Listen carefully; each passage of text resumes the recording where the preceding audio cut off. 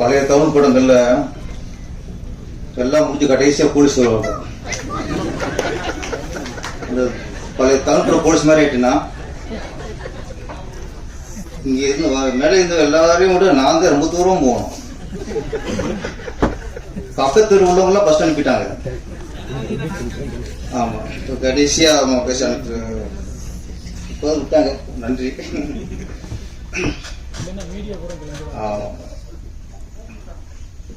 இயக்குனர் சங்கர் சாரதி ஆடியன்ஸ் கூப்பிடுவாங்க, ஒரு கூப்பிடுவாங்க.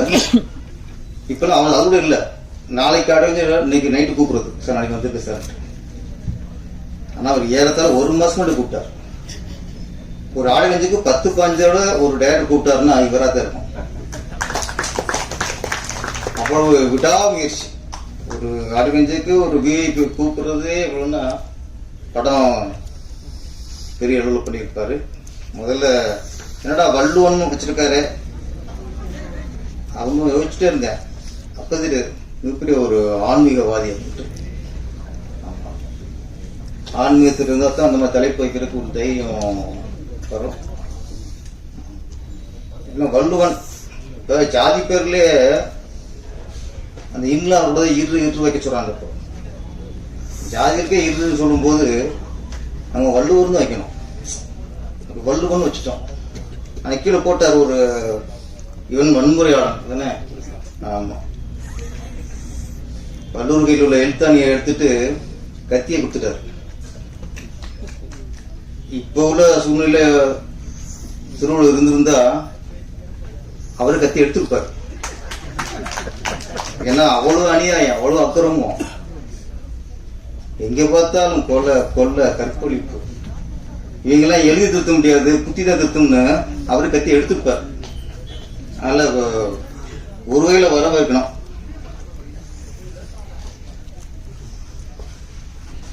சில வருஷத்துக்கு முன்னாடி பார்த்தா நீங்க வள்ளுவன் ஃபர்ஸ்ட் டைட்டில் பாராட்டுறேன் முதல்ல. ஏன்னா அதுக்கு தைரியம் வேணும். ஏன்னா இப்போ யூத்துக்கு ஏற்ற மாதிரி, இளைஞர்களுக்கு ஏற்ற மாதிரி இந்த ட்ரெண்ட் அப்படின்ட்டு நீ எதே ஒன்று வாந்தி எடுக்காம வள்ளுவன்றது ஒரு சரியான ஒரு தமிழ் பற்றோட நீங்க எடுத்துருக்கீங்க. இந்த நேரத்தில் வள்ளுவன்கிறது டைட்டில் முக்கியமானது. முன்னாடிலாம் பஸ் போர்டில் கலைஞர் கருணாநிதி நகர் அப்படின்னு போடுது. ஒரு நகருக்கு கலைஞர் கருணாநிதி நகர் அப்படின்னு போடுது. ஆட்சி மாறின உடனே அந்த கலைஞர் கருணாநிதி நகர் வந்து கேகே நகரா மாறிடும். இந்த நகர் போர்டுலாம் பார்த்தா உடனே ஃபர்ஸ்ட் ஆட்சி மாறினா அது பண்ணுவாங்க. அந்த போர்டு அடிச்சுட்டு டக்குன்னு கேகே நகர் பண்ணுவாங்க. திருப்பி திமுக ஆட்சி வந்துச்சுன்னா திருப்பி கலைஞர் கருணாநிதி நகர், பஸ்ல அண்ணா நகர் டு கலைஞர் கருணாநிதி நகர் இது மாறும். அப்புறம் ஒரு ஆட்சி வரும்போது அரசு பஸ்லாம் பச்சை மீன் அடிச்சுப்பாங்க. எல்லாம் ஒரு கிராஸ் பச்சை மீன் அடிச்சுப்பாங்க. அப்புறம் ஆட்சி மாறும். டக்குனு உடனே மாறுறது பஸ் கலர் தான். நாட்டு மாற்றங்கள் மாறுது இல்லையோ, பஸ் கலர் மாறும். சரி பஸ்ஸோட போச்சு பார்த்தா ஒரு ஒரு நகரோட பேரோட போச்சுன்னு பார்த்தா கடைசி அந்த அரசியல் கையில மாட்டினது திருவள்ளூர் தான். அவராட்டுக்கு வெள்ளை வேட்டி கட்டிக்கிட்டு இதுல ஒரு பட்டையை போட்டு ஒரு எடுத்தாணியை வச்சுட்டு உடச்சு வச்சு உட்காந்து ஆட்சி வருது. வந்த உடனே எங்க லஞ்சத்தை ஒழிப்போம், மற்ற ஒழிப்போம் இல்ல, திருவள்ளுவர் நெத்தியில பட்டை அடிச்சுல அதை அடிச்சாங்க. முக்கியமானது இல்ல, இப்போ அதை அடிச்சுட்டாங்க. அதை அடிச்சுட்டு நெத்திய மூலியாக்கி உட்கார வச்சிட்டாங்க திருவள்ளுவரை. அப்புறம் இந்து பற்றாளர்கள் வராங்க. இவங்க திருவள்ளுவர் நெத்தியில பட்டை அடிச்சிட்டாங்களேன்ட்டு இவங்க அப்போது நெத்தியில மட்டும்தான் பட்டை இருந்துச்சு. இவங்க என்ன பண்ணாங்க, திருவள்ளுவருக்கு நெத்தி இல்ல, நெஞ்சு இல்ல, இங்க ஒரு பட்டை, இங்க ஒரு பட்டை, இங்க ஒரு பட்டை, கையில 3 பட்டை, ஒரு பட்டை 7-8 பட்டை ஆயிடுச்சு. வெள்ளை வெட்டிய காய மாத்திட்டாங்க. ஒரு அரசியல் கையில் ஆட்சி மாறினா பஸ் கலர் மாறலாம், ஏன் அங்க திருவள்ளுவர் மாறுறாரு? அவரே இதை பாடுபடுத்துறீங்க, அது என்ன பாவம் பண்ணாரு?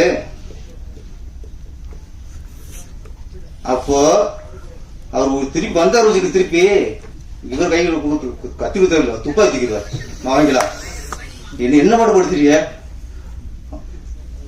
அந்த அளவுக்கு இன்னைக்கு திருவள்ளுவரே இந்த பாடுபடுத்திருக்காங்க.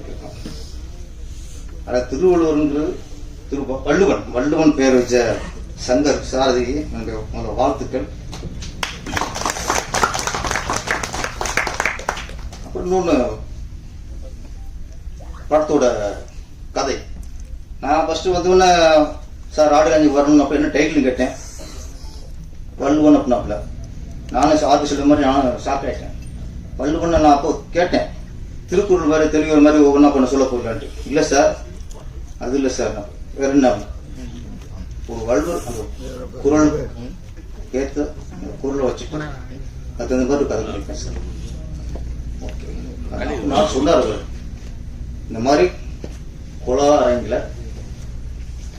கொள்றதுதான் அரசனோட கடமை. உலகம் எப்படி பயிர் இடையில ஒரு கலையை கொடுங்களானோ அது மாதிரி கொலகாரன் கொள்றதும் ஒரு அரசனோட கடமை. அரசனை கொண்டா கொலகாரன அரசன் கொள்ளலாம், அரசனை கொடுக்குறாங்க. அப்படி நடந்துருக்குங்க நாட்டில். அப்ப அரசர்லாம் தெரியாம பண்ணிடுவாங்க. ஒரு பசுவோட கண்ணுக்குட்டிய அரசர் தேர்ல ஏத்திட்டார், தெரியாம ஏத்திட்டார். அரசரை முறையிட்டான், பசு முறையிட்டுச்சு, பையனை கொண்டுட்டான். அவன் அரசன். பையன் தப்பு பண்ணாலும் தண்டனை கொடுக்கறான்ல, அவன் அரசன். தப்பான புரிதல் தவறா புரிஞ்சிட்டு கோவலனுடைய மரணத்துக்கு காரணம் பாண்டியன் மன்னர். கண்ணை வந்து நியாயம் கேட்டா, நியாயத்தையும் தெரிஞ்சு வச்சாக நம்ம தப்பு பண்ணிட்டோமே, நம்ம தப்பு போட்டு தெரிஞ்ச அடுத்தனுடைய செத்துட்டான் பாண்டியன் மன்னர். அவன் அரசன். அவன் பையன் கற்பழிச்சாலும் சரி, அவன் பையன் கொலை பண்ணாலும் சரி, பையனை காப்பாற்றுறதுன்னா அது அரசனுக்கு முடியாது. இன்னைக்கு நாடு அப்படி இருக்கு. ஒரு டைலாக், விரிவான டைலாக் ட்ரெய்லர்ல, உங்ககிட்ட பதவி இருக்கு, பணம் இருக்கு, எங்கிட்ட சட்ட நுணுக்கம் இருக்கு. நம்ம 2 பேரும் சேர்ந்தா சட்டத்தையே விலைக்கு வாங்கலாம், ஏன் நீதிபதியே விலைக்கு வாங்கலாம். இந்த காலகட்டத்தில் டைலாக் சொல்றதுக்கு பெரிய தைரியம் வேணும் சார். இன்னைக்கு நீதிபதியை விமர்சனம் பண்ணு சொன்னாலும் உள்ள வச்சுட்டாங்க. வாட்ஸ்அப்ல என்ன நீதிபதி பண்ணிட்டாரு அப்படின்னா, இந்த நீதிபதி சொல்லிட்டாரு தூக்கி போடு. நீதிபதி கடவுளா? அரசனே தப்பு பண்றான், ஆண்டவனே தப்பு பண்றான், நீதிபதி தப்பு பண்ண மாட்டாரா? நீதிபதி சொன்னா அவங்க தூக்கி உள்ள வச்சிருது. அப்படி இருக்க காலகட்டத்தில் நீதிபதியே விலைக்கு வாங்கிறோம் ஒரு டைலாக்னா அதுக்கு இயக்குனர் பாராட்ட முடிச்சிட்டோம். ஏன்னா எனக்கு அந்த டைலாக் கேட்டோம்னா எனக்கு பகீர்னுச்சு. நான் சிவகாசியில ஒரு சீன் வச்சு விட்டேன். ஆனா அந்த டைலாக் வக்கீல் பேசுற டைலாக் தானே. சிவகாசியில நான் வக்கீல் வந்து ஒருத்தருக்கு டீ வாங்கி கொடுத்துட்டாரு. நான் ஒரு நகைச்சுவையா வச்சுக்கிட்டேன். படம் ரிலீஸ் ஆனதுக்கு அப்புறம் தமிழ்நாட்டில் எங்கெங்கெல்லாம் கோர்ட் இருக்கும், திருச்சியில, தஞ்சாவூர்ல, மதுரையில, கும்பகோணத்துல, சென்னையில, செங்கல்பட்டுல எங்கெங்கெல்லாம் கோர்ட் இருந்துச்சோ அங்கெல்லாம் என் மேல கேஸ் இருந்துச்சு. நான் வக்கீல் சொல்லிட்டேன்ல, என் மேல என் மேலே நான் எல்லாத்தையும் எழுதுன்னு நான் நடிச்ச பாவத்துக்கு விஜய் மேலேயும் கேஸ் போட்டாங்க எல்லாரும், எல்லா கோர்ட்லயும். அவரு புடிச்சரு, அவரு பாவம் இந்த டைலாக் எழுதுன்னு தெரியாது, எடுத்தது தெரியாது, படம் பார்க்கவும் பாக்குறாரு. அவங்களுக்கு கேஸ் 3 பேர் மேலேயும் எல்லா கோர்ட்லயும் கேஸ் இருந்துச்சு. அப்ப ஒரு வக்கீல ஒரு நகைச்சுவை காட்டும்போது எனக்கு எல்லா கோர்ட்லயும் கேஸ் இருந்துச்சு. இந்த மனுஷன் ஒரு வக்கீல் வந்து நீதிபதியே விலைக்கு வாங்கலாம் அப்படின்னு ஒரு சொல்றாருன்னா உண்மையில இவர் வந்து 100 பேரரசுக்கு சமம் சார். ஒரு டைரக்டர்களுக்கு முதல்ல நாட்டு பற்று இருக்கணும் சார். நாட்டு மீது அக்கறை இருக்கணும் சார். மக்கள் மீது அக்கறை இருக்கணும் சார். ஒரு நல்ல கலைஞன் வேற, வியாபாரி வேற. பொழப்புக்காக வயிற்று பொழப்புக்காக எதாவது சொல்லி படத்தை எடுக்கிறத விட நாட்டு நல்லது செய்யணும், நாட்டில் ஒற்றுமை உண்டாக்கணும், நாட்டில் ஒரு விழிப்புணர்வு உண்டாக்கணும். அவதான் நல்ல கலைஞன். முதல்ல நல்ல கலைஞனாக்கணும் முதல்ல. அப்புறம் டைரக்டரா சம்பாதிக்கிறது அடுத்த விஷயம். ஒரு விஷயம் இப்ப சொல்றேன், ரொம்ப மனசு வலிச்சு பேசும்போது. எங்க அம்மா இன்னைக்கும் வீட்டுல பாக்குறாங்க சார். ஒரு திரைப்பட இயக்குனர் பெருமையா இருக்கலாம், ஆனா ஒரு விஷயத்தை வெளிப்படையா சொல்றாரு ஸ்டேஜ்ல. இந்த படம் முடிஞ்சு அப்புறம் உங்க அம்மா வீட்டுல பார்க்க கூடாது சார். நீங்க ஒரு வீட்டுக்கு ஓனர் ஆகி சொந்த வீடு வாங்கி உங்க அம்மா ராணிமே உட்கார வைங்க. அதான் வெற்றி. தாய்ப்பாசம் தோத்தது இல்லை. எம்ஜிஆர் முதற்கொண்டு நடிகர்களே தாய்ப்பாசம் அதிகமாக வெளிப்படுத்தினவர் புரட்சி தலைவர் எம்ஜிஆர். நாட்டு ஆண்டு போயிட்டார் சார். நாட்டு அடிப்படை காரணம் தாய்ப்பாசம். கண்டிப்பா நீங்க வெற்றி அடிச்சிருக்கீங்க. நான் சொல்ல ஒரு நல்ல கலைஞன். ஏன்னா நீங்க லவ் ஸ்டோரி எடுக்கலாம், காமெடி படம் எடுக்கலாம், ஆக்ஷன் படம் எடுக்கலாம், எமோஷனல் படம் எடுக்கலாம், த்ரில்லர் படம் எடுக்கலாம், பேய் படம் எடுக்கலாம், ஜாதி படம் எடுக்கலாம். எந்த படம் எடுத்தாலும் சரி நோக்கம் நல்லதா இருக்க வேண்டும். நோக்கம் நல்லதா இருக்க வேண்டும். சொல்ற கருத்து நல்லதா சொல்லணும். நீ காமெடி ஆடு, ஆனா அதுல கருத்து நல்லா இருக்கணும். ஆக்ஷன் எடுக்கலாம், அது கருத்து நல்லா இருக்கணும். இன்னும் மக்களுக்கு சொல்ற விஷயம் நல்ல விஷயமா இருக்கணும். படமா இருக்கணும். அது இருக்கிற மக்கள் சீரழிக்கிற மாதிரியும் படம் எடுக்கிறது அது நம்ம கலைக்கு பண்ற துரோகம். மக்கள் ஒற்றுமை உண்டாக்குறதுக்காக நம்ம ஒரு கதையை எடுத்துட்டோம்னா அது கலை சேவை, மக்களுக்கான சேவை. மக்களுக்குள்ள வன்முறையும், மக்களுக்குள்ள ஒரு காழ்ப்புணர்ச்சியும், மக்களுக்கு திருப்பி பிரிவினையும் பண்ற மாதிரி அது கலைக்கு பண்ற துரோகம். அது நான் சொல்றேன், இந்த கலாச்சார சீரழி மாதிரி படம் எடுக்கிறாங்களா, அதை விட ஆபாச படம் எவ்வளவு மேல் சார், செக்ஸ் படம் எவ்வளவு மேல் சார். இந்த கலாச்சார சீரழி உண்டாக படம் எடுக்கிறத விட நீங்க காமத்தை மையம் வச்சு படம் எடுத்துருங்க. ஏன்னா அங்க கொடுத்துருவான் எங்காரு சென்சார். அங்க இளைஞர்கள் மறுப்பு போடுவாங்க. செக்ஸ் விரும்புறவங்க போய் பார்ப்பான், காமத்துல விரும்புறவன் போய் பார்ப்பான். படமா இருக்கும். ஆனா நாங்க பொதுவா படம் நடிச்சு உள்ள வந்து, நல்ல படம் நடிச்சு உள்ள வந்து நீங்க கலாச்சார சீரியல் உண்டு பண்ணா தயவுசெய்து அந்த மாதிரி வியாபாரியா இருக்காதீங்க. ஒரு நல்ல விஷயம். இது வந்து திருவிழா முங்கிக்கிறாங்க. திருவிழா முன்னாலும் அது நல்ல விஷயம் சார். பெண்களுக்கு பாதுகாப்பு வேணும். இன்னும் பெண்களுக்கு பலாத்காரத்துல பாதிக்கப்படுறாங்க, அதை ஒழிக்க வேணும். அதுக்கு ஒரு குரலின் அடிப்படையில் ஒரு கதை வச்சிருக்கிறார்.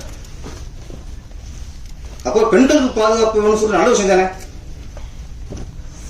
அப்போ ஒரு நல்ல கருத்தை நீங்க ஆக்ஷனா சொல்லுங்க, த்ரில்லரா சொல்லுங்க, என்ன சொல்லுங்க, நல்ல கருத்தை சொல்லி தரீங்க சொல்லுங்க. பணம் சம்பாதிக்கிற ஏதாவது பண்ணிட்டு போறதுக்கு எத்தனை தொழில் இருக்கும் முதல்ல. அந்த வகையில நான் சங்கர் சாரதியை ரொம்ப பாராட்டுறேன். ஒரு நல்ல விஷயம் எடுத்துட்டு அதை திரும்ப சொல்லிருக்காரு. ஒரு ஆன்மீகவாதி, சாமி நம்புறவர், பக்திமான், நல்ல விஷயம் தான் சொல்லுவார். அந்த நம்பிக்கை எனக்கு இருக்கு. அப்புறம் இதுல சேத்தன் பரத்திட்ட கதை சொல்லி மிஸ் ஆச்சு. பரத்து இல்லையா, அவர் தான் ஒருத்தர் பிடிச்சிருவான். அவன் தேடிக்காரு மனுஷன். சிவப்பு தோழா பரத்தும் சிவப்பு தான் சார். நல்லா பண்ணிருந்தீங்க, வாழ்த்துக்கள். கதாநாயகி ஆசனா பேச ரொம்ப கலையா இருக்கு. ஒரு கதாநாயகில கொஞ்சம் ஒரு முகக்கலையான ஒரு கதாநாயகி நல்லா நடிச்சிருந்தீங்க. உங்களுக்கு வாழ்த்துக்கள். வீஸ்டர் அஸ்வந்த் வாழ்த்துக்கள். கேமரா நல்லா பண்ணியிருந்தாரு. வள்ளுவன் மிகப்பெரிய வெற்றி அடைய வேண்டும். ஏன்னா இது எல்லாரும் உண்மை அடைச்சிட்டாங்க. எல்லாம் உண்மை அடைச்சிட்டாங்க. எனக்கு வந்து இதுல வந்து சும்மா ஒரு படம் எடுத்தோம் அதெல்லாம் இல்லை. இவரோட உழைப்பு, ப்ரொடியூசருடைய இன்வால்மெண்ட்டு, கதாநாயகி நடித்த வில்லன்கள் எல்லாருமே நல்ல இன்வால்வோடு படிச்சு நடிச்சிருக்காங்கிற விஷயம் இந்த மேடையில் தெரிஞ்சது. இவ்வளவு கூட்டம் வந்திருக்குல்ல, அதுல தெரிஞ்சு போச்சு. ஏன்னா கொஞ்சம் மழை வந்தாலே பாதி பேர் மழையை காரணத்துக்கு வராமல் போயிடுவாங்க. மழை அடித்தாலும் புயல் அடித்தாலும் எது வந்தாலும் இந்த வள்ளுவன் திரைப்படத்துக்கு ஆடியன்ஸுக்கு வரவே வந்தீங்க பாருங்க, உங்களுக்கு நன்றி. இவரை தெரிஞ்ச இந்த நம்முடைய சகோதரர்களுக்கும் மீடியாக்களுக்கும் நன்றி, வணக்கம்.